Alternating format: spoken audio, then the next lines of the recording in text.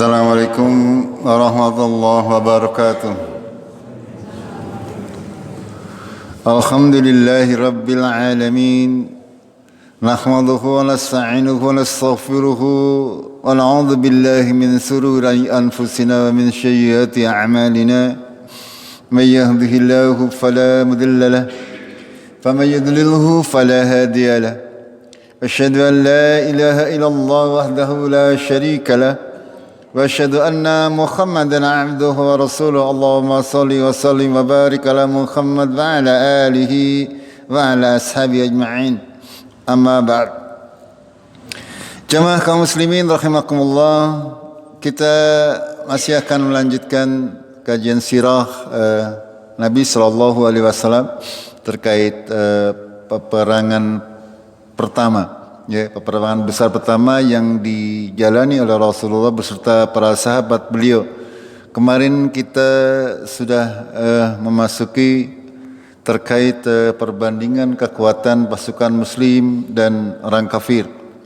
Jamaah rahimakumullah, bahwasanya Nabi beserta para sahabatnya benar-benar tidak mengetahui bahwa pada hari itu akan berperang dengan pasukan Quraisy yang jumlahnya sangat besar, sehingga ketika turun wahyu bahwasanya Allah akan mempertemukan kaum muslimin bukan dengan kafilah Abu Sufyan yang jumlahnya sedikit, akan tapi dengan pasukan dari Mekah yang jumlahnya sekitar 1000 pasukan lengkap, ya, dengan berkuda 200 kuda dan selebihnya dengan pasukan unta, dengan membawa perbekalan dan perlengkapan perang yang cukup komplit. Sehingga pada saat itu Rasulullah bermusyawarah dengan para sahabat beliau, sahabat-sahabat yang mulia, ya, menjawab dengan sebuah jawaban yang tegas. Beliau Nabi Shallallahu Alaihi Wasallam menyatakan kepada para sahabatnya pada waktu itu, sahabat-sahabat mulia dari kaum muhajirin hampir semuanya mengikuti, dan akan tapi jumlahnya sangat sedikit di antara para sahabat yang ikut di peperangan Badar. Itu masih banyak orang Ansor, orang-orang yang berasal dari Madinah. Sehingga beliau bermusyawarah, menanyakan kepada para sahabat-sahabat beliau, ya, bagaimana pendapat kalian?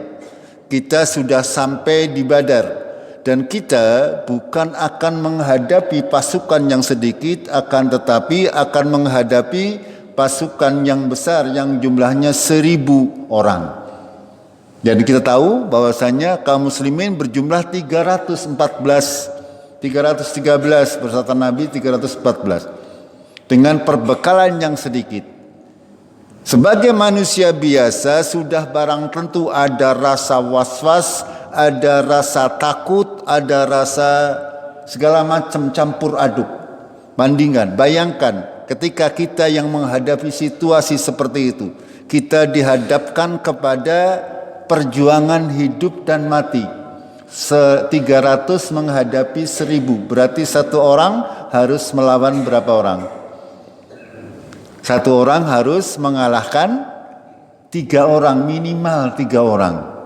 Dengan kekuatan yang seperti itu, sehingga sangat pantas, ya, Rasulullah Shallallahu Alaihi Wasallam berusaha untuk apa? Untuk menggali bagaimana pendapat para sahabat.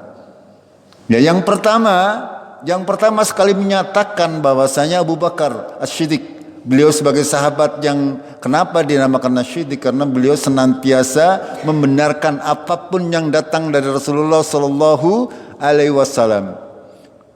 Abu Bakar sangat mendukung apapun yang diperintah oleh Rasulullah.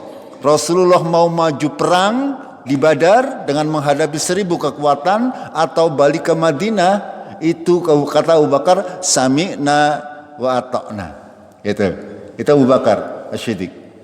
Begitu juga dengan Umar bin Khattab, ya, beliau juga mengatakan kalimat yang hampir sama. Apapun yang Anda perintahkan wahai Rasulullah Sallallahu Alaihi Wasallam, Kami akan mengikuti. Suruh berperang ya ayuh, suruh balik ya ayuh. Gampangannya gue. Ya. Abu Bakar dan Umar mengatakan demikian. Ya, sangat patuh terhadap perintah Rasulullah. Walaupun tahu itu sesuatu yang sangat berat. Medan jihad yang sangat luar biasa berat. Kalau tidak didasari dengan keimanan yang tinggi, ya barangkali tidak akan mungkin terjadi. Bayangkan kalau panjenengan mungkin yang Melayu metan ngisor kekemudian melihat musuh yang sangat banyak. Tapi Abu Bakar dan Umar, orang yang memang dipilih oleh Allah menjadi sahabat beliau sallallahu alaihi wasallam, tidak takut akan kematian. Semua sahabat mengimani bahwasanya kematian itu pasti akan datang, baik sekarang maupun besok. Ya, belum tentu panjenengan ikut berperang mati, belum tentu. Sing turu bae mati ya ada gitu. Ya, keimanan para sahabat itu seperti itu. Makanya di dalam sejarah kaum muslimin hanya pernah mengalami sedikit kekalahan di perang Uhud saja. Itu pun tidak mutlak. Selebihnya kaum muslimin mendapatkan kemenangan ketika mereka berpegang teguh kepada Allah dan Rasulnya, ketika mereka berpegang teguh kepada Al-Quran dan As-Sunnah. Akan tapi ketika sudah tidak berpegang kepada Al-Quran dan Sunnah, maka kaum muslimin menjadi seperti buih di lautan, akeh tapi ompong, ya banyak tapi tidak punya kekuatan, diinjak-injak oleh musuh-musuh Islam. Itu seperti itu yang terjadi. Ya, itu tadi Abu Bakar dan Umar sami'na wa ata'na. Ya Rasulullah, terserah panjenengan. Mau maju kami ikut, mau pulang ke Madinah kami ikut. Terserah panjenengan. Begitu juga dengan sahabat beliau yaitu Al-Miqdad. Ya, ia berkata, ini perlu kita bacakan bersama-sama agar kita mengetahui bagaimana tingkat keimanan para sahabat radhiyallahu anhum. Kita teruskan ya Rasulullah, laksanakan apa yang telah diperintahkan Allah kepadamu dan kami akan bersamamu. Itu demi Allah, kami tidak akan mengatakan seperti apa yang dikatakan Bani Israel kepada Musa alaihissalam. Pada saat kita mempelajari tentang Bani Israel, ya Bani Israel itu ketika hijrah diuber-uber siapa? Dikejar ya, dikejar oleh Fir'aun, ya menyeberang laut Merah lalu masuk ke negeri Palestina. Itu di sana ada kaum yang sangat besar sehingga Bani Israel takut menghadapi kaum tersebut, sehingga mengatakan kepada Musa, kamu pergi sendiri sana sama Tuhan berperang, sementara kami duduk-duduk seperti ini. Kami duduk di sini, duduk saja di sini. Ini diceritakan oleh Allah di dalam Al-Quran. Ini sifat-sifat daripada Bani Israel. Mereka tidak mengikuti perintah Nabi mereka. Kaum muslimin tidak boleh mengikuti mereka. Seperti di jawaban Miqdad ini. Ya. Dalam Al-Quran disebutkan, pergilah kamu bersama Tuhanmu dan berperanglah kamu berdua. Sesungguhnya kami hanya duduk menanti di sini saja. Ini adalah perkataan Bani Israel kepada Nabi Musa. Ya, kepada Nabi Musa.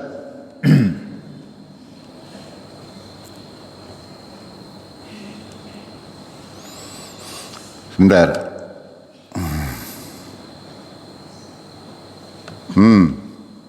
Kat mau orang muncul apa? Orang ngomong, ini orang ngertinya. Ya enggak apa-apa.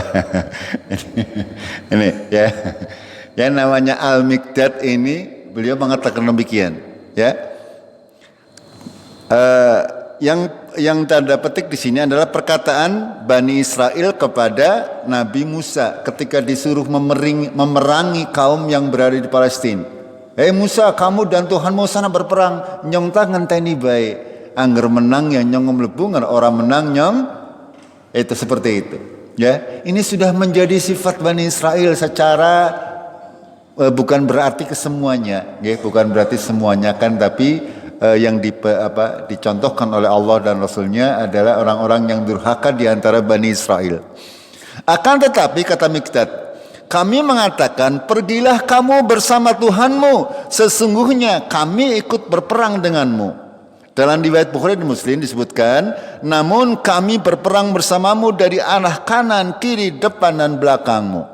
Ya, dengan mendengar jawaban tersebut, ya, sehingga Rasulullah merasa senang dengan jawaban para sahabat. Akan tetapi ini yang jawab baru dari kalangan muhajirin.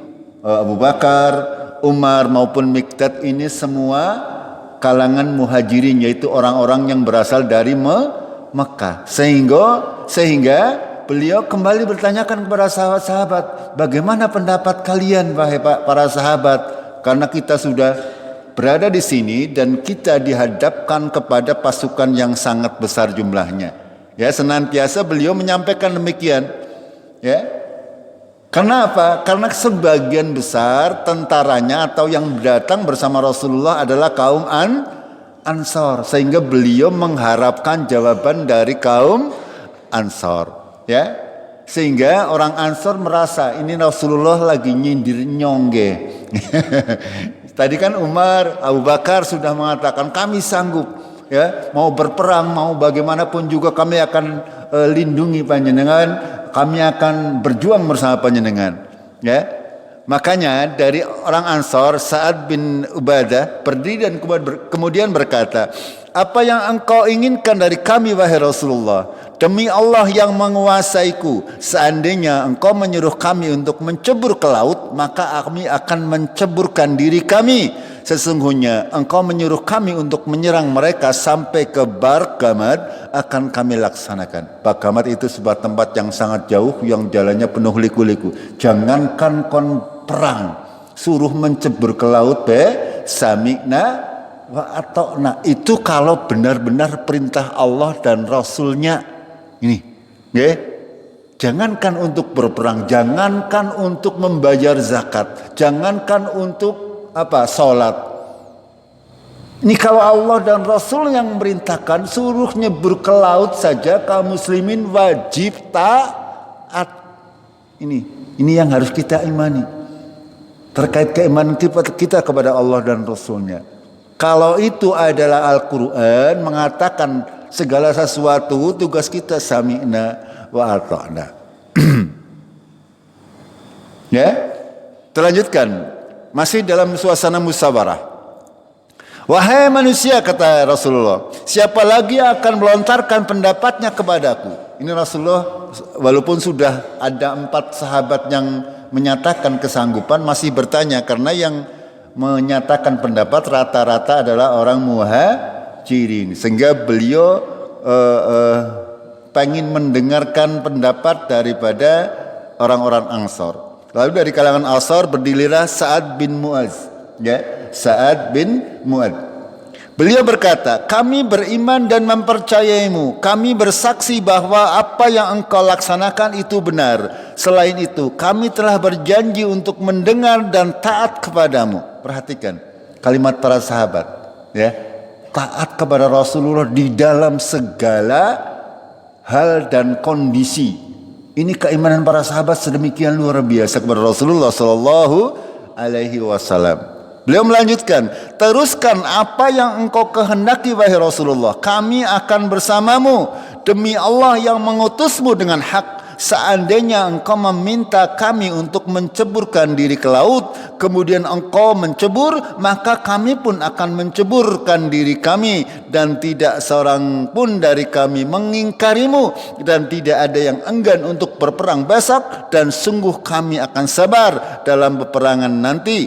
Semoga Allah memberikan kemenangan kepadamu. Berjalanlah bersama kami dengan berkah Allah. Ini kalimat daripada Sa'ad bin Mu'adz, ya, sebagai wakil dari orang Ansar. Ini bagaimana para sahabat Rasulullah Sallallahu Alaihi Wasallam mempunyai keimanan yang sedemikian rupa. Pada saat-saat sebelum perang Badar, Rasulullah biasanya mengutus para sahabat dari kaum muhajirin, ya, untuk melakukan penyerangan kecil kepada orang-orang Mekah. Ya, orang Mekah karena seperti sudah kami sampaikan kemarin, mereka biasa melakukan perjalanan dagang dari Mekah ke Syam dan Mekah ke Yaman, senantiasa melewati pinggiran kota Madinah, sehingga kaum muslimin berusaha untuk mencegah mereka sebagai balasan atas apa yang mereka kerjakan sewaktu kaum muslimin berada di Mekah. Itu memang perintah Allah dan Rasulnya, bukan atas kehendak kaum muslimin sendiri. Gitu. Kita lanjutkan. Kenapa hal ini terasa berat? Ya, terasa berat karena memang perang Badar ini adalah perang pertama. Ya, orang yang tidak biasa hidup di dalam kekerasan, ya. Panjenengan jarang melakukan kekerasan, sekali waktu mendapatkan hal seperti ini pasti di hatinya atau di mentalnya itu akan kecut nggih. Gimana betul? Panjenengan orang yang tidak biasa, tidak punya jiwa keras misalnya, ya ketemu maling kadang-kadang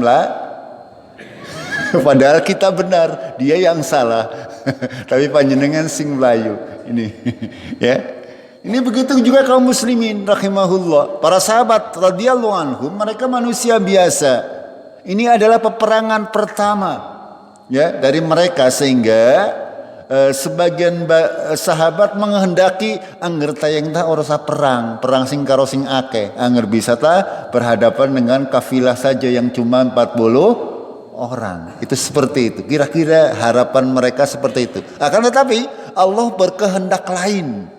Allah berkehendak untuk mempertemukan kaum muslimin dan kaum kafir agar supaya terlihat, ya, liyudhirohu ngaladdini kullihi walau karihal kafirun, agar supaya mengalahkan seluruh agama di dunia walaupun orang-orang kafir tidak menyukainya.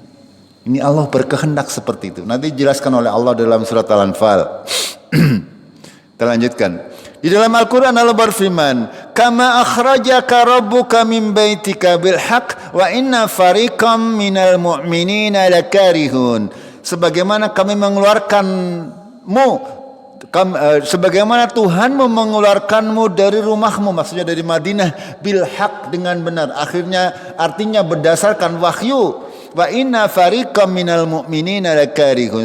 Sesungguhnya sebagian dari kaum muslimin itu tidak menyukainya. Itu karena itu tadi alasannya. Ini adalah pertama dari kaum Ansor, begitu juga secara umum orang-orang Muhajirin maupun Ansor, mereka tidak pernah berperang bahkan mungkin, sehingga mereka merasa takut, mereka merasa angger bisa milih tah, gampangane cara wong Cikadune, ya. Lebih milih untuk berhadapan dengan kafilah, bukan berhadapan dengan pasukan, ya, pasukan yang besar. Dan subhanallah, semuanya terjadi dengan aturan dari Allah, dengan rencana dari Allah. Rasulullah keluar, kaum musyrikin keluar, ya. Kenapa kaum musyrikin keluar? Kemarin sudah kami jelaskan. Abu Sufyan yang memimpin kafilah yang membawa barang dagangan mengirim utusan kepada Mekah, ya, Mekah untuk mengeluarkan orang-orang untuk menyerang kaum muslimin, karena utusannya kemarin sudah menyatakan bahwa kaum muslimin sudah menyerang kafilah Abu Sufyan, padahal belum terjadi apa-apa. Ini semuanya sudah diatur sedemikian rupa oleh Allah agar supaya kaum muslimin dan kaum musyrikin bertemu di medan pertempuran di Badar. Ini ya, padahal pada akhirnya Abu Sufyan bisa keluar dari Badar, ya, bisa menyelinap melalui bukit-bukit. Dalam riwayat-riwayat para ulama, Abu Sufyan membawa kafilahnya bukan melalui jalur yang biasa, akan tetapi melalui jalur jalan yang tidak biasa lah, jalan pintas, membawa, sehingga selamat berhasil sampai di Mekah. Akan tetapi ketika Abu Sufyan sudah hampir sampai di Mekah, dia mendengar bahwasanya pasukan orang Mekah itu sudah berada di Badar, sudah akan terjadi peperangan. Sehingga dia juga sampai dalam surat Al-Anfal Allah menyebutkan kemarin sudah kami sampaikan di bagian yang sudah kami tampilkan. Idza antum bil udwatid dunya wa hum bil udwatil quswa. Ya. Pada kemarin kami sudah sampaikan biar lebih jelas. Nih. Ini udwatud dunya, yang ini udwatul quswa. Udwatul dunya itu artinya daerah yang lebih dekat ke Madinah, sedangkan udwatul quswa berarti daerah yang lebih dekat ke Mekah. Mereka hanya dihalangi oleh sebuah gunung. Ya, di sini pasukan kaum muslimin, di sebelah sana pasukan orang Mekah dihalangi oleh gunung. Masing-masing tidak tahu bahwasanya sudah ada dua pasukan. Ini gambarannya seperti itu. Yaitu yang digambarkan dalam Al-Qur'an. Ini di surat Al-Anfal ayat 42. Kita lanjutkan ayatnya.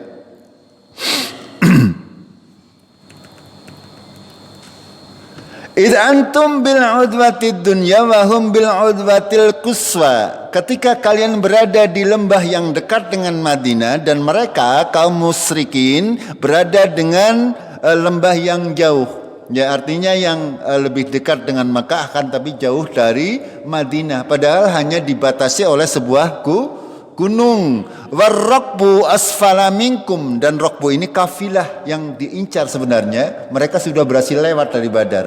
Ya sudah tidak mungkin bertemu lagi.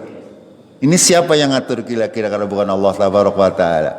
Ya, ini diatur oleh Allah Tabaraka wa Ta'ala. Kaum muslimin bergerak untuk mencegah rukbah ini, kafilah, sementara kaum musyrikin bergerak untuk menyelamatkan kafilah.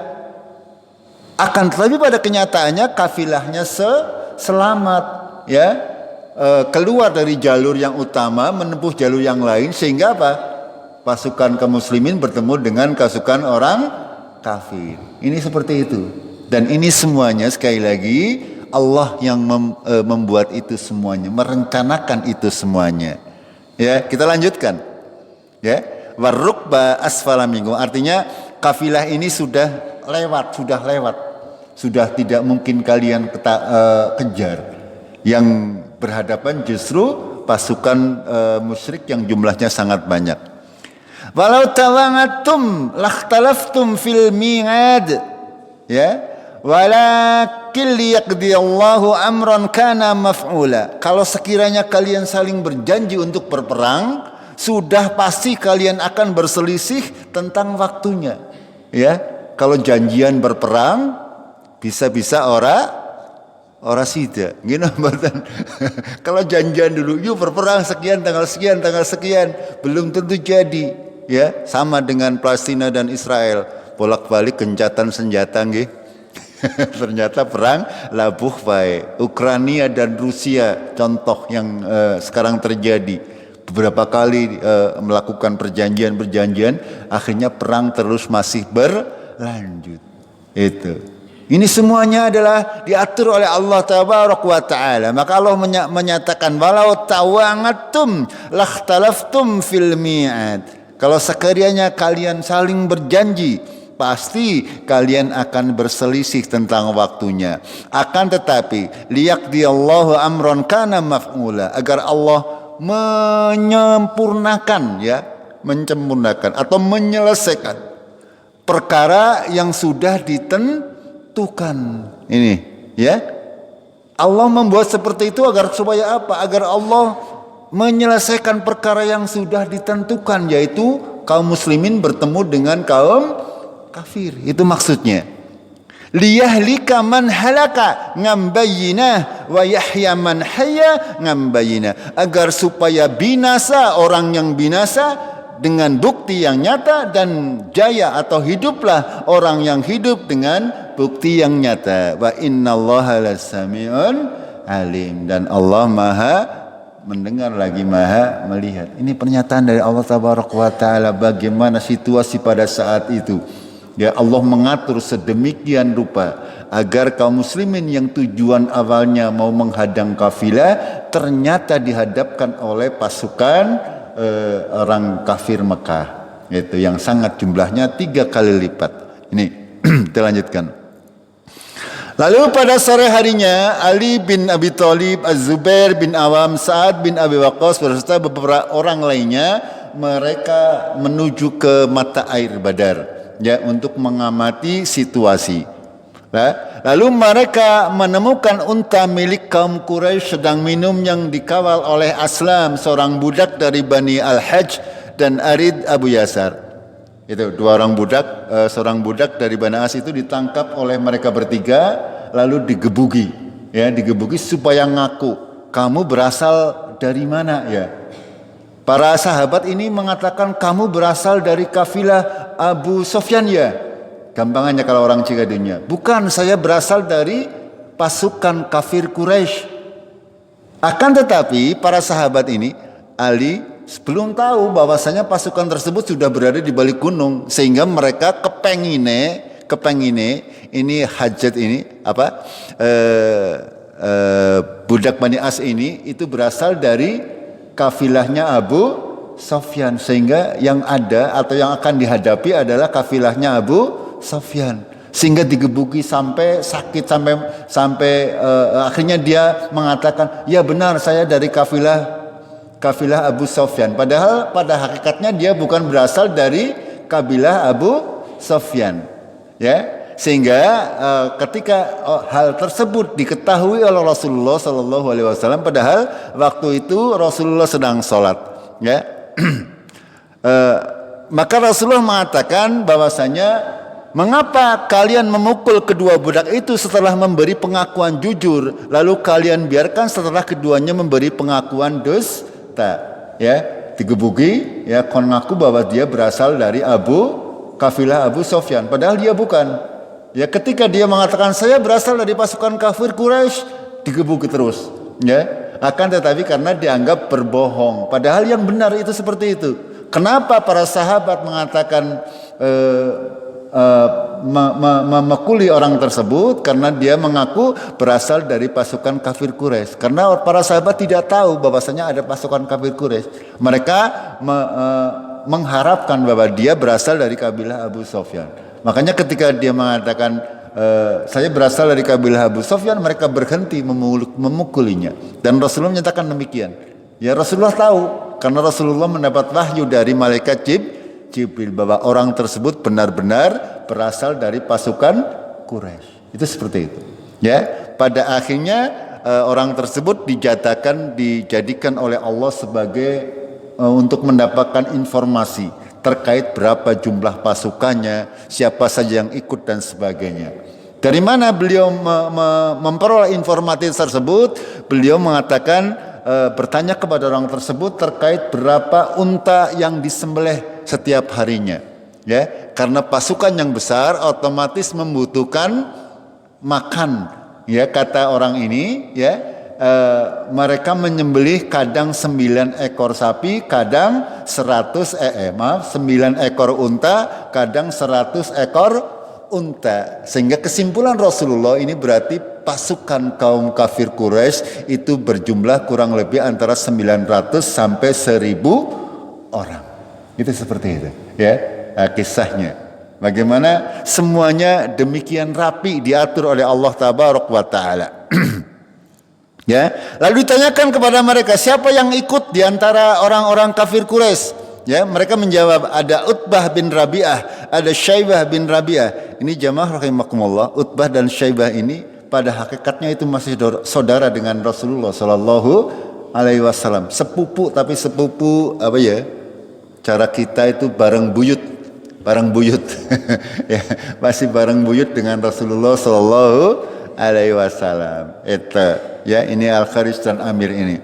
Lalu ada Tu'amimah bin Adi bin Naufal, Anadil bin Haris, ada Jam'ah al-Aswad, ada Abu Jahal bin Hisham ini yang menjadi dedengkotnya, ya, dedengkotnya. Lalu ada Umayyah bin Khalaf, Umayyah bin Khalaf ini orang yang dahulu menyiksa Bilal.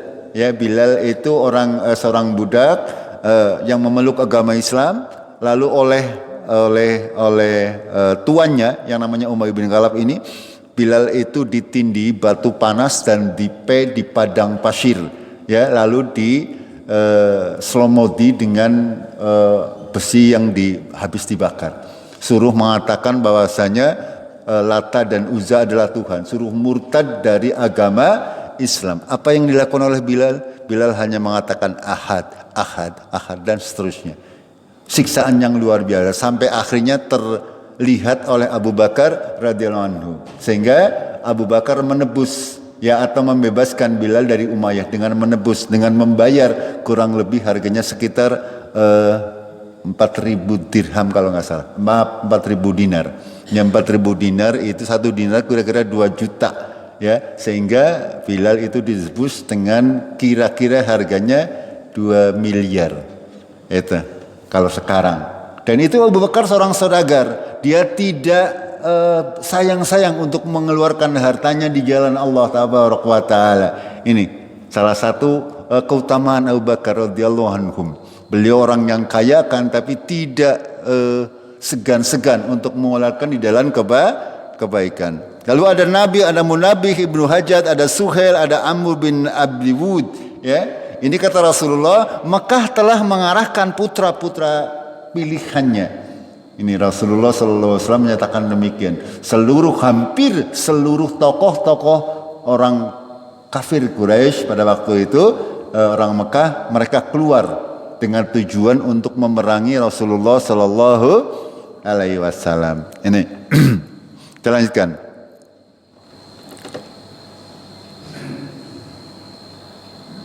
Ya, sebelum peperangan sebenarnya Abu Sufyan sudah mengutus, ya, karena Abu Sufyan sudah selamat, beliau mengutus utusan kepada pasukan kafir, sudah nggak usah berperang, ya. Mok tujuan kalian mengerahkan tentara untuk menyelamatkan kafilah dagangannya. Kenapa harus berperang? Ya, kalian nanti berperang dengan saudara-saudara, dengan anak, dengan adik. Ini karena benar-benar terjadi di perang Badar ini. Ada adik kakak berperang, ada bapak karo anaknya berperang, ada saudara sepupu berperang. Ya, ini semuanya. Abu Sufyan mengerti hal tersebut sehingga dia mengatakan mengutus pasukan, mengutus utusan untuk menuju ke Badar untuk beritahukan bahwa kafilah sudah selamat sampai di Mekah, kalian tidak perlu meneruskan berperang, pulang saja ke Mekah. Sehingga di dalam pasukan orang Mekah ini juga terjadi perselisihan. Akan tetapi sekali lagi Abu Jahal yang tampil nih, Abu Jahal ya, pemimpinnya orang Quraisy ini, ya, pemimpin Fir'aunnya umat ini, ya, Abu Jahal. Dahulu namanya Abul Hakam. Abul Hakam artinya bapak Hakam artinya bijaksana, bapak kebijaksanaan. Kenapa? Oleh Rasulullah, karena orang tidak mau masuk Islam sehingga disebuti Abu Jahal, bapaknya kebodohan, ya, bapak kebodohan. Dahulu di Mekah dikenal dengan nama Abul Hakam, ya, bapak kebijaksanaan. Akan tapi oleh Rasulullah diberi gelar Abu Jahal. Ini, ya, dia senantiasa memompa orang kafir Quraisy. Kita sudah berada di sini, kita lanjut peperangan. Nanti kita bisa menang, nanti kita akan begini dan seterusnya. Ya, setan juga, iblis juga masih berada di situ. Kemarin Suraqah sama mengompor-ngompori kaum kafir Quraisy untuk tidak balik ke Mekah, akan tapi melanjutkan peperangan. Gitu. Kita lanjutkan kisahnya. Lalu pasukan kaum muslimin terus bergerak menuju ke posisi sumber air di Badar. Di Badar itu ada beberapa sumber air. Lalu beliau menempatkan diri di tengah-tengah medan. Akan tetapi hal tersebut ditanyakan oleh salah seorang sahabat, ya, Rasulullah yang bernama Hubab bin Munzir. Beliau berkata kepada Rasulullah, apakah ini posisi yang diilhamkan oleh Allah kepadamu? Padahal tempat ini kita bisa maju ataupun mundur. Ataukah ini merupakan pendapatmu sebagai siasat dan taktik perang? Beliau menjawab, ini adalah pendapatku. Kemudian Hubab berkata, wahai Rasulullah, ini bukanlah lokasi yang tepat. Pergilah bersama beberapa orang hingga kita sampai lebih dekat ke sumber air. Lalu kita singgah di sana. Kemudian kita gali beberapa sumur dan sebuah kolam. Lalu kita isi air. Kemudian kita perangi mereka sehingga kita dapat minum, sehingga mereka tidak. Dan Rasulullah SAW berkata, engkau benar-benar telah memberikan pendapatmu. Lalu dilakukan apa yang diarahkan oleh Khubab ini. Jemaah rahimakumullah. Bagaimana etika ya para sahabat Rasulullah sallallahu alaihi wasallam. Ya ketika itu berasal dari Allah, artinya sebuah keputusan yang diwahyukan oleh Allah, mereka akan senantiasa sami'na wa ata'na, tidak akan protes. Akan tapi suatu ketika wahyu belum turun, Jibril belum datang, Rasulullah juga mengambil namanya istihad. Ya, ketika belum ada wahyu, beliau istihad.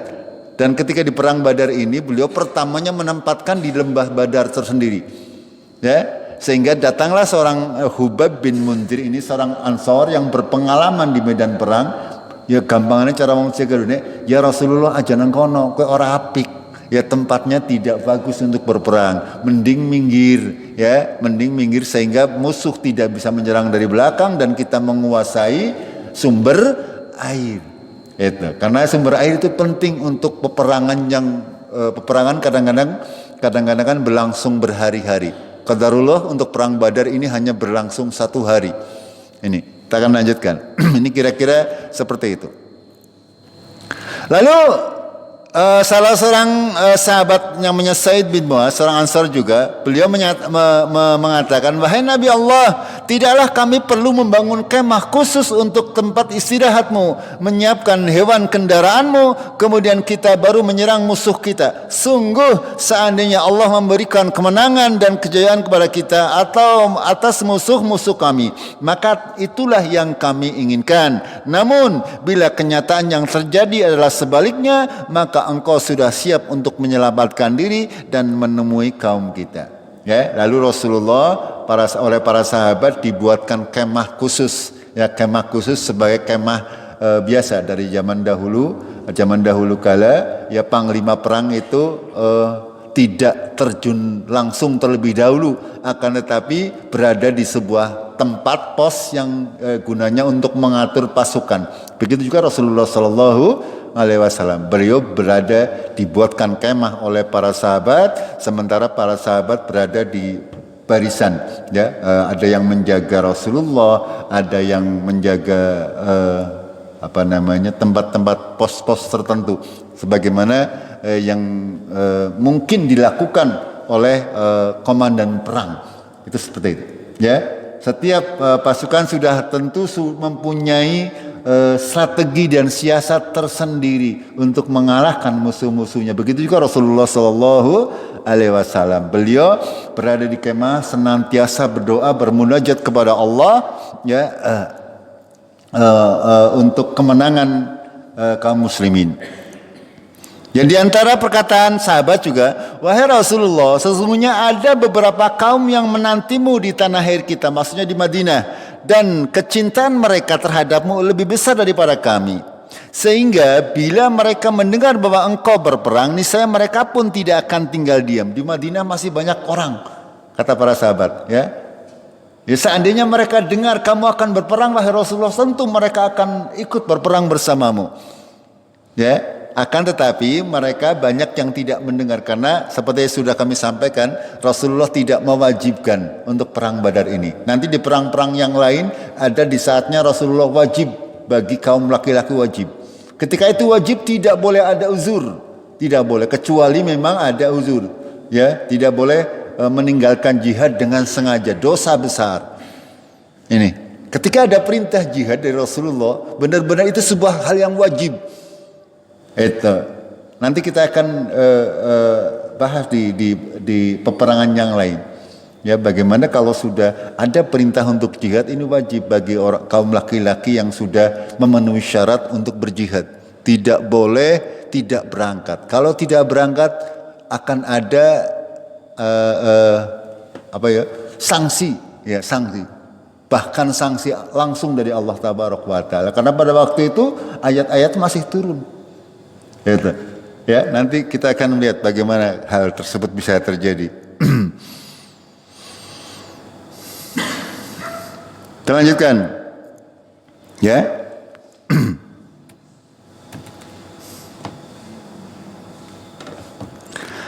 Orang kafir Quraisy meneruskan perjalanan hingga menduduki tempat yang paling tinggi dari lembah. Sedangkan Rasulullah SAW dan kaum muslim berada di antara posisi kafir Quraisy dan pusat masa air dengan jarak tempuh yang dekat. Mulanya orang-orang musyrik menguasai air atas kaum muslimin. Kemudian malam harinya Allah menurunkan hujan yang lebat sekali. Hujan turun dengan derasnya di posisi orang musyrik ini. Ya. Kadang-kadang Allah itu menurunkan segala sesuatu tidak mesti harus dengan perbantuan senjata orang dan sebagainya. Bahkan dengan hujan pun Allah membantu kaum muslimin. Ini contoh di perang Badar. Ya, pada malam itu terjadi hujan lebat di tengah-tengah pasukan Quraisy, sementara di pasukan kaum muslimin hanya hujan gerimis. Mungkin kadang-kadang kita melihat ya. Sebelah hujan, sebelah ora. Ini emang sesuatu yang sengaja? Tidak ya, ini diatur oleh Allah Taala. Sama dengan peristiwa di perang Badar. Ya, pada kaum orang di kemahnya orang kafir Quraisy itu hujan lebat, sehingga yang terjadi apa? Becek, pakaian semuanya basah, perlengkapan basah, kerepotan yang amat sangat. Sementara di kaum muslimin adalah terjadi hujan gerimis saja, sehingga tanahnya namanya padang pasir. Ketika hujannya hanya gerimis menjadi lebih padat, lebih mudah untuk menapak, itu seperti itu. Akan tapi ketika hujannya hujan deras, ya namanya lumpur ya, jadi kena gawe batan dia. Itu seperti itu. Hanya kan saya pernah waktu di Abu Dhabi hujan deras benar-benar itu padang pasir. Karena padang pasirnya diambai mobil, benar-benar kena gawe bata. Itu ya, pernah terjadi hujan deras beberapa hari dan padang pasir yang sedemikian luas ya berubah menjadi ya gawe bata ya gelisoliake. Itu. Ini digambarkan oleh Allah di dalam surat Al-Anfal ayat 11. Id yughassikumun nu'asa amanatan minhu wa yunazzilu 'alaikum minas sama'i ma'an liyutahhirakum bihi wa yudhhiba 'ankum rizzas syaitan wa liyarbita 'ala qulubikum wa yusabbita bihil aqdam. Ya. Ketika kaum muslimin pada malam itu berangkatnya kan siang. Ini persiapannya sampai malam. Ya. Dilalah oleh Allah semuanya diberi nungas. Nungas itu rasa kantuk yang amat luar biasa berat. Para sahabat bahkan diriwayatkan di dalam kitab-kitab sahih pedangnya sampai terjatuh sendiri beberapa kali saking ngantuknya. Semuanya diberi rasa ngantuk. Sebagai apa? Amanatan minhu. Ya, sebagai rasa aman dari peperangan, rasa takut, rasa gelisah semuanya hilang karena ngantuk atau tidur. Makanya panjenengan ngeder lagi gelisah, angger lagi wedi, turu bae toli mari. Gini mboten? Tapi gelisahnya orang yang turu ya. Ini permasalahan kita. Ya, ini oleh Allah benar-benar walaupun hati berkecamuk, pikiran berkecamuk, besok mau terjadi peperangan. Mengko bagaimana nasib nyong? Nyong ngormati anak nyong sing ngempani siapa? Berpikiran seperti itu manusiawi mboten? Ya manusiawi, ya. Besok akan menghadapi peperangan besar. Kita mungkin hidup, mungkin syahid. Itu sehingga berkecamuk. Sehingga Allah menurunkan rasa ngantuk beserta hujan gerimis ya. Itu ya wis ngantuk ditambah hujan gerimis. Kayaknya turunnya ya angler nggih. Ini campur tangan Allah sangat kental di peperangan Badar ini. Ya. Kenapa demikian? Kata Allah, liyutahhirakum bihi, supaya mensucikan kamu dengan air hujan tersebut. Wa yudhhiba ankum rizzas syaiton, dan menghilangkan kotoran-kotoran syaitan atau najis-najis dari syaitan atau bisikan-bisikan syaitan. Wa liyarbita ala qulubikum, supaya hati kamu menjadi mantap. Wa yusabbita bihil aqdam, dan tapak kakimu, kuda-kudamu menjadi kuat ya. Dasar besok menghadapi perangan sudah kuat. Ya, ini Allah membuat kaum muslimin menjadi demikian kuat pondasinya sehingga tidak punya rasa takut. Berbeda dengan kaum musyrikin. Ya, kaum musyrikin diberi oleh Allah hujan yang deras sehingga sangat repot, dan di dalam hati mereka ditumbuhkan oleh Allah rasa ketakutan. Ya mereka orang seperti kita sama, mereka juga akan berpikiran macam-macam. Ada yang mungkin dalam hatinya, kecil kaum muslimin 300 stok, ngesuk tek tumpes kabeh. Kira-kira ada seperti itu, kira-kira Abu Jahal dan konco-konconya mereka mengatakan mungkin demikian, sehingga tidak usah dipikirkan, ayo pada makan-makan dan sebagainya. Itu pikiran-pikiran mereka. Nanti dijelaskan oleh Allah secara panjang lebar dalam surat Al-Anfal 9 sampai 14. Ya, tapi belum kita akan bahas itu. Yang pertama, yang menyulut api peperangan adalah seorang yang bernama Al-Aswad bin Abul Asyad Al-Maksumi. Ini dia seorang yang berperang sangat buruk dari kaum kafir Quraisy, dari orang Mekah. Dia mengatakan, aku berjanji kepada Allah, sungguh aku akan meminum dari telaga mereka, atau aku hancurkan telaga tersebut lalu aku mati karenanya. Ini jiwa-jiwa orang-orang kadang ada orang sing nekat karena benar sih ora apa-apa nggih, tapi juga banyak juga yang nekat karena salah. Gimana mboten? Iya, wis salah nekat. Ini matinya matinya lebih hina lagi. Kita boleh berani tapi di dalam kebenaran. Jangan berani di atas kesalahan atau di atas kebatilan, kita tidak boleh. Ini diantaranya Aswad ini wani kenggel tapi dalam kebatilan. Dia mengatakan demikian karena melihat begitu pagi harinya ternyata kaum muslimin sudah menguasai sumur-sumur yang ada di Badar. Kaum muslimin bisa minum sementara orang kafir Quraisy tidak bisa minum, sehingga dia mengatakan dengan berteriak, aku berjanji kepada Allah, sungguh aku akan meminum dari telaga mereka, atau aku hancurkan telaga tersebut, atau aku mati karena. Jadi menunggang kuda, berusaha untuk meraih sumur yang ada di Badar yang sudah dikuasai oleh orang kafir Quraisy. Akan tetapi beliau berhasil dicegat oleh Hamzah bin Abdul Muttalib. Lalu beliau membunuhnya. Ini yang pertama terjadi. Sebelum duel benar-benar perang besar, ini yang pertama seperti ini. Hamzah sudah berhasil membunuh Al-Aswad bin Abul Asyad. Diriwayatkan dalam kitab-kitab syahih itu berhasil ditebas kakinya buntung. Dia Aswad ini berusaha merangkak masuk ke dalam sumur, akan tapi tidak berhasil. Itu yang menyulut peperangan. Selanjutnya adalah keluarlah 3 orang dari orang kafir Quraisy. Zaman dahulu itu kalau mau perang biasanya ada perang tanding, siji lawan siji. Itu zaman dahulu. Zaman di kita juga seperti itu. Zaman kerajaan Majapahit, kisahnya juga seperti itu. Begitu juga pada saat perang Badar. Dari orang Quraisy yang muncul adalah Utbah bin Rabi'ah, lalu Saibah dan Al-Walid. Jadi Utbah dan Syaibah ini kakak beradik, sedangkan Al-Walid ini anaknya Syaibah. Jadi kakak adik dan anaknya maju bertiga, menantang kaum muslimin. Ngene sapa sing wani gampangane cara wong Cikadune. Lalu dari kaum muslimin ada beberapa pemuda dari golongan Ansar seperti Aus dan Muaz. Keduanya adalah anak Al-Haris dan Abdullah bin Rawahah. Yang maju adalah Auf, Mu'ad dan Abdullah dari pemuda-pemuda Ansar. Ini Auf ini baru berumur 15 tahun, sedangkan Mu'ad ini 16 tahun. Ini kakak beradik. Subhanallah, sudah berani menantang orang tua. Utbah bin Syaibah ini orang yang sudah matang fisiknya. Ini luar biasa. Pemuda Ansar ini Auf dan Mu'ad. Sementara Abdul. Akan tetapi mereka bertanya, siapa kalian? Karena mereka sudah saling kenal. Mereka menjawab, kami adalah pemuda Ansar. Mereka pun berkata, kami tidak memerlukan kalian. Saya tidak sudi bertanding dengan kalian. Kok bocah cilik ngerti apa gampangannya cara orang ceri ini? Kora imbang garanyongan minggir.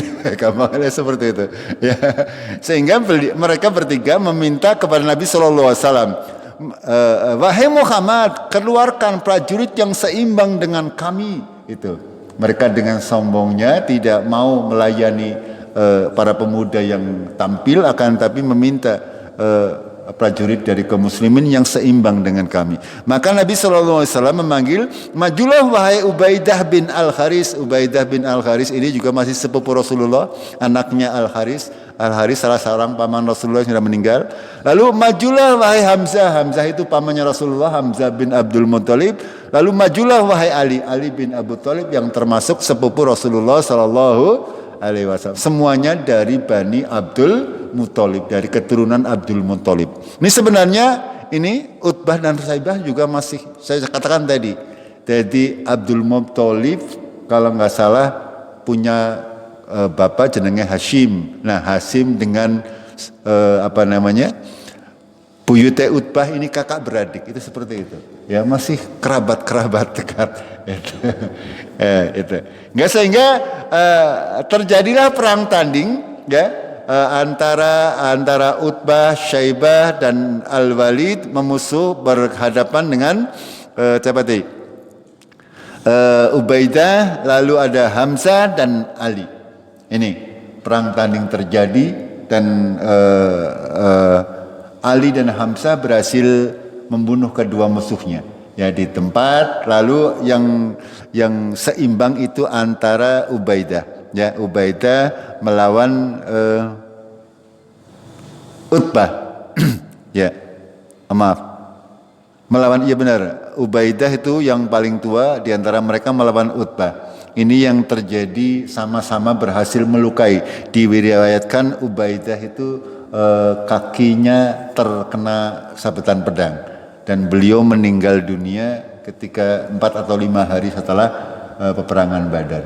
Ini sementara Ali dan Hamzah berhasil membunuh musuh-musuhnya, dan ketika melihat Ubaidah itu terjatuh, beliau menolongnya lalu membunuh musuh daripada Ubaidah. Ini awal daripada kisah peperangan di perang Badar ya. Jamaah rahimakumullah, tentang perang tanding ini kata para ulama, Allah menurunkan ayat khusus dalam Al-Qur'an ya, dalam surat Al-Hajj. Hadani khasmani ikhtasamu fi rabbihim ya. Inilah dua golongan mukmin dan golongan kafir yang bertengkar. Mereka saling bertengkar mengenai Tuhan mereka ya. Falladzina kafaru qutti'at lahum siyabum min nar yusabbu min fawqi ru'usihimul khamim ya. Bagi orang-orang yang kafir akan dibuatkan bagi mereka pakaian-pakaian dari api neraka dan disiramkan air yang sedang mendidih di atas kepala mereka. Itu.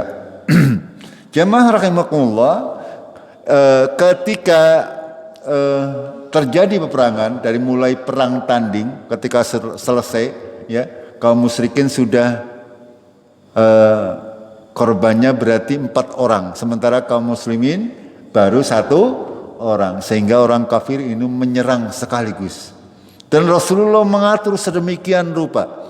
Ketika gelombang serangan kaum kafir Quraisy itu, Rasulullah memerintahkan seluruh sahabatnya untuk berjajar, untuk duduk dengan menggunakan tameng-tameng mereka. Rasulullah berpesan, janganlah kalian menyabetkan pedang kecuali musuh sudah mendekat, sehingga mereka hanya bertahan total pada awal serangan. Ketika sehabis perang tanding, kaum musyrikin mereka menyerang dengan serentak, dengan serangan yang luar biasa hebat. Kaum muslimin bersabar, berusaha bertahan. Lalu Rasulullah berada di tendanya sambil bermunajat kepada Allah Tabaraka wa Ta'ala, sambil mengatur barisan, sambil mengatur pasukan. Beliau juga bermunajat kepada Allah Tabaraka wa Ta'ala ya. Di antara doa Rasulullah yang dipanjatkan oleh beliau di perang Badar adalah di antaranya adalah yang seperti ini ya. Allahumma anjiz li ma wa'adtani, Allahumma ati ma wa'adtani, Allahumma in tukhlika hadhil ngisabah min ahlil Islam la tu'bad fil ard. Ya Allah, penuhilah janjimu kepadaku. Ya Allah, berilah apa yang telah engkau janjikan kepadaku. Ya Allah, jika pasukan Islam yang berjumlah sedikit ini musnah, niscaya tidak ada lagi orang yang akan beribadah kepadamu di muka bumi ini. Beliau berdoa terus menerus kepada Allah dengan doa-doa yang kurang lebih maknanya seperti ini. Ya, sehingga sampai-sampai Abu Bakar mengatakan, ya Nabi Allah, cukup panjenengan sudah berdoa sedemikian panjang, ya, yakin bahwasanya Allah akan mengabulkan. Ya, wahai Nabi Allah, cukuplah permohonan kepada Rabbmu, sesungguhnya Dia akan memenuhi bagimu apa-apa yang telah dijanjikan kepadamu. Lalu pada saat itu turunlah ayat, ya, dari surat Al-Anfal ayat 9. Idza tastaghisuna rabbakum fastajaba lakum anni mumiddukum bi alfin minal malaikati murdifin. Ya, di tengah peperangan yang berkecamuk, Allah menurunkan ayat surat Al-Anfal ini ayat 9. Ya, Allah ingatlah ketika kamu memohon pertolongan kepada Rabbmu, tastaghisuna rabbakum. Ingatlah ketika kamu beristighosah kepada Tuhanmu, meminta pertolongan kepada Tuhanmu. Fastajaba lakum, dan Allah mengijabai, anni sesungguhnya aku, mumiddukum bi alfin minal malaikati murdifin, kami sesungguhnya mendatangkan bala bantuan kepadamu dengan 1000 malaikat yang datang berturut-turut. Ini, ya, Allah mengijabai doa Rasulullah dengan menurunkan malaikat, 1000 malaikat berturut-turut. Padahal kalau dipikir 1 malaikat saja cukup untuk mengalahkan 1000 orang kafir. Akan tapi Allah menurunkan 1000 malaikat. Dan ini banyak sekali yang menyaksikan. Ya, di antara para sahabat radhiyallahu anhum, mereka tidak menyaksikan, akan tapi justru yang menyaksikan adalah orang-orang kafir, itu yang menyaksikan. Ini hikmahnya, wallahu a'lam, agar supaya orang-orang kafir percaya sebenarnya kalau mereka mau mengambil pelajaran. Kalau orang yang beriman sudah pasti beriman. Allah mau menurunkan bahwa akan menurunkan malaikat, ngandel percaya 100% bahwasanya Allah akan menurunkan bala bantuan itu. Sehingga tidak nampak oleh kaum muslimin. Justru yang nampak adalah oleh orang-orang kafir. Contoh Suraqah yang menjelma, iblis yang menjelma menjadi Suraqah. Pada saat malaikat turun, dia tahu, dia lihat, oh ternyata banyak malaikat yang turun, yang menggunakan kuda dan menggunakan baju berwarna putih. Ya, pedangnya dari api. Ya, itu. Mereka berperang dengan sangat hebat dan tidak ada yang bisa mengalahkan mereka. Ya, malaikat dilawan, gitu. Dan ini benar-benar terjadi. Ya, ini peperangan yang berkecamuk sangat hebat. Kita lanjutkan beberapa peristiwa. Kaum musyrikin menggempur dan kaum muslimin bertahan dengan duduk dengan menangkis serangan musuh dengan tameng-tameng mereka. Setelah dekat baru memukulnya dengan pedang. Itu adalah strategi dari Rasulullah sallallahu alaihi wasallam. Ya, banyak sekali kata para ulama hikmahnya Rasulullah mengatur sedemikian, ya.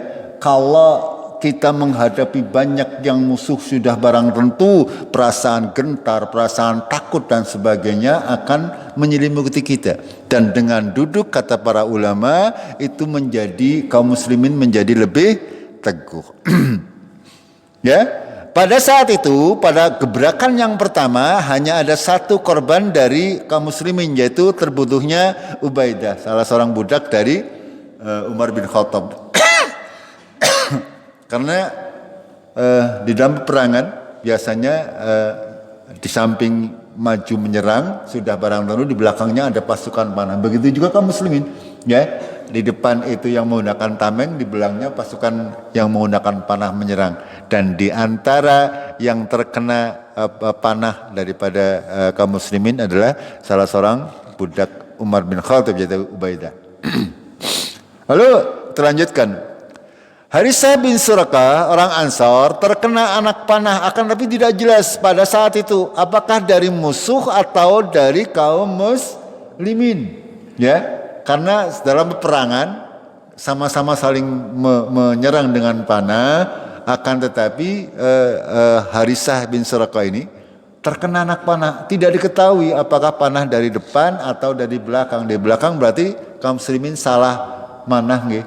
Ya, dalam peperangan ya terbiasa. Sehingga ibunya Harisah klarifikasi, datang kepada Rasulullah. Sebenarnya ini anak saya mati syahid atau bagaimana?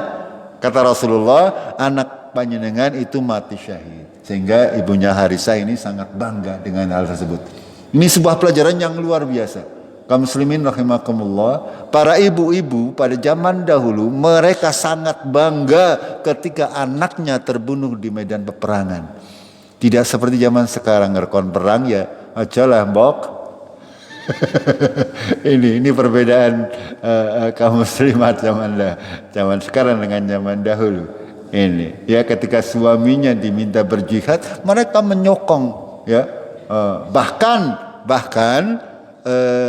ada sebuah kisah pada saat itu kalau nggak salah di perang yang dipimpin oleh Khalid bin Walid, ya, didengar bahwasanya pasukan kaum muslimin itu mundur dari medan peperangan, ya, padahal bukan mundur, akan tapi menyelamatkan diri karena pasukan Romawi jumlahnya sangat banyak, sehingga pasukan kaum muslimin berusaha untuk kembali ke Madinah dan disebarkan isu oleh orang munafik bahwa orang kaum muslimin itu lari dari medan perang, artinya pengecut, sehingga sampai di Madinah itu begitu sampai pasukan tersebut dilempari oleh ibu-ibu dan anak-anak, pengecut kamu ngapain balik, ini kaum muslimat pada zaman tersebut ya, ya, menyatakan bahwasanya kalau ada laki-laki kok pengecut ini sangat dibenci oleh kaum muslimin, kaum muslimat. Ini begitu juga ini ya, ibunya Haris ini.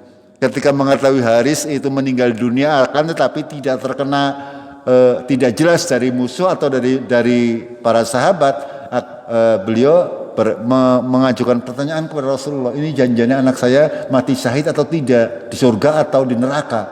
Rasulullah menegaskan bahwa Harisah bin Suraqah ini mati syahid. Ya, artinya baik itu terkena serangan musuh ataupun serangan teman sendiri, karena awalnya dia tujuannya jihad, maka dia tetap mendapatkan pahala mati syahid. Gitu. Itu yang terjadi. Kita lanjutkan sedikit. Pada gelombang yang kedua, ya, tadi kaum muslimin duduk semuanya, orang kafir menyerang dengan sangat gencar. Begitu Rasulullah SAW berdoa dan Allah sudah menjanjikan malaikat, maka Rasulullah mengubah taktiknya, serang begitu, ya, dengan bantuan para malaikat, sehingga kaum muslimin mendapatkan pompaan semangat yang luar biasa, ya. Disebutkan di sini Rasulullah SAW memberikan spirit kepada kaum muslimin dengan bersabda, demi zat yang jiwa Muhammad berada di tangannya, tidak seorang pun yang ikut memerangi mereka pada hari ini lalu dia terbunuh dalam keadaan bersabar dan mengharap pahala dari Allah, menyongsong musuh dan tidak mundur melainkan Allah memasukkannya ke dalam surga. Ya, di dalam peperangan Rasulullah senantiasa memberikan spirit, memberikan motivasi-motivasi terkait janji Allah terhadap para syuhada. Di antaranya seperti ini. Ya, Rasulullah menyatakan barang siapa yang ikut dalam perang Badar dan dia bersabar, kalaupun mati dia akan dimasukkan oleh Allah ke dalam surga yang luasnya seluas langit dan bumi. Ya, Rasulullah senantiasa memberikan semangat. Di antara semangat beliau, ya, berdirilah kalian menuju surga yang luasnya bagai langit dan bumi. Lalu ada seorang sahabat namanya Umar bin Al-Humam Al-Ansari berkata, wahai Rasulullah, surga yang luasnya seluas lapisan langit dan bumi? Rasulullah menjawab, ya. Umar menimpali, wah betapa besarnya. Rasulullah menjawab berkata, mengapa engkau mengatakan hal itu? Umar menjawab, tidak demi Allah, wahai Rasulullah, aku hanya berharap agar aku akan menjadi penghuninya. Rasulullah SAW menjawab, engkau akan menjadi penghuninya. Lalu yang terjadi? Beliau maju tanpa takut, ya. Beliau maju dan benar-benar mencari syahid, dan beliau menyerang kaum muslimin dengan semangat yang luar biasa. Ya, beliau memegang 2 buah kurma, ya, di tangannya. Ya, lalu dia mengatakan, jika aku hidup karena memakan kurma-kurma ini, sungguh ia adalah kehidupan yang panjang. Maka dibuang kurmanya, langsung menyerang dan mati syahid. Ini, ya, ini keimanan para sahabat radhiyallahu anhum. Bahwasanya sedemikian hebat. Bagaimana para sahabat sangat mengimani apa-apa yang dinyatakan oleh Rasulullah Sallallahu Alaihi Wasallam. Lalu Rasulullah masuk ke dalam kemah dan sempat tertidur sebelum turun wahyu. Lalu turunlah wahyu. Ya, beliau masuk ke kemah dan terlelap sebentar, lalu turun wahyu kepada beliau. Dalam surat Al-Anfal ayat 8 sampai dengan 10, Allah berfirman, "Ittastaghisuna rabbakum fastajaba lakum anni mumiddakum bi alfin minal malaikati murdifin wa ma ja'alahu Allahu illa busyra walitatma'inna bihi qulubikum." Tidaklah Allah menjadikan yang demikian itu, yaitu turunnya malaikat, kecuali apa? Kabar gembira.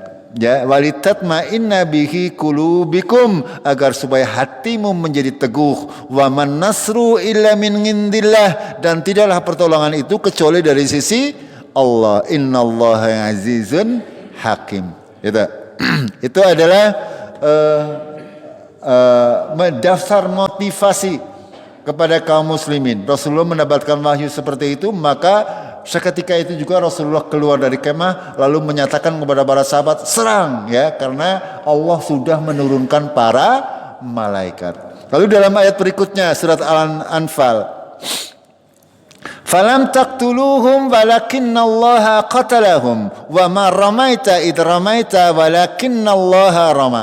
Diriwayatkan Rasulullah keluar dari kemah setelah turun ayat tersebut, lalu beliau memegang pasir di saburna maring seluruh pasukan kaum musyrikin, dan diriwayatkan tidak ada seorang pun dari 1.000 orang tersebut, semuanya terkena saburan pasir Rasulullah Sallallahu Alaihi Wasallam. Ini disebutkan oleh Allah di sini, ya. Falam taqtuluhum, kamu tidaklah membunuh mereka, walakinnallaha qatalahum, akan tapi Allah lah yang membunuh mereka. Itu. Ini harap dipahami ini. Kita semuanya pada hakikatnya kita tidak punya daya kalau Allah tidak menghendaki. Wa ma ramaita, tidaklah kamu melempar, id ramaita, ketika kamu melempar, walakinnallaha rama, akan tapi Allah lah yang melempar. Ya, ayat ini turun terkait dengan tadi. Ketika keluar dari kemah, Rasulullah memegang pasir, dilempar ke kaum musyrikin.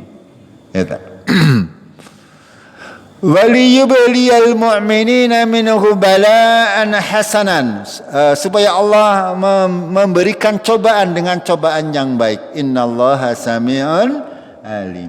Ya, waliyublil mu'minina minhu bala'an hasanan. Ya, Allah senantiasa memberikan ujian kepada kita kaum muslimin, ya, dengan berbagai macam ujian yang sangat-sangat luar biasa. Akan tapi ketika kita yakin itu akhir daripada ujian, ini pasti akan ada. Inna ma'al usri yusran. Ini asal kita bersabar. Sekali lagi, pelajaran yang harus kita ambil, bahwasanya sesulit apapun ujian yang ditimpakan oleh Allah kepada kita, pasti kalau kita bersabar akan mendapatkan hasil yang benar. Ini, ya, contoh di perang Badar ini, bagaimana ujian yang luar biasa besar. Akan tapi karena mereka taat kepada Allah dan Rasulnya, tidak berkhianat, sehingga Allah menolong mereka. Akan tapi ketika mereka berkhianat, Allah tidak akan tolong mereka. Ini, kalau kita taat kepada Allah dan Rasulnya dan istiqomah di jalan Allah dan Rasulnya, Allah akan mengangkat semua permasalahan kehidupan kita. Itu pasti, ya. Asal kita istiqomah di jalan Allah dan Rasulnya, tidak berkhianat kepada Allah dan Rasulnya, tidak mendurhakai Allah dan Rasulnya, tidak bermaksiat kepada Allah dan Rasulnya, insya Allah semuanya akan berjalan sebagaimana mestinya. Akan tapi kalau kita tidak sabar, ya kita akan jauh dari pertolongan Allah tabaraka wa taala. Jamaah rahimakumullah, masih sedikit panjang nggih, tapi waktunya sudah malam. Ya kita insyaallah lanjutkan lagi di malam Selasa nggih. Kita mudah-mudahan bisa menyelesaikan syirah ini karena sangat banyak pelajaran yang bisa kita ambil dari syirah Nabi sallallahu alaihi wasallam. Ya. Untuk kita imani, untuk kita teladani, untuk kita jadikan, kita aplikasikan dalam kehidupan kita. Ya, bahwasanya segala sesuatu ini Allah betul-betul sudah mengatur sedemikian rupa. Asal kita tetap berjalan di atas Al-Quran dan As-Sunnah Sahihah, apapun yang akan terjadi, Allah pasti akan menolong kita. Yang penting sabar. Sampai di sini dulu, kita akhiri dengan kafaratul majlis. Subhanakallahumma bihamdik, asyhadu an la ilaha illa anta, astaghfiruka wa atubu ilaik. Assalamualaikum warahmatullahi wabarakatuh.